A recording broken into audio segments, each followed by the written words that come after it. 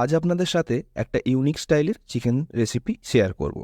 এর জন্য চিকেন নিয়েছি 800 গ্রাম, তার সঙ্গে পেঁয়াজ কুচি, আদা কুচি, রসুন, কাঁচা লঙ্কা, গোলমরিচ, আলুটা আমরা সিদ্ধ করে নিয়েছি, জোয়ান, আর এর সঙ্গে লাগছে টক দই।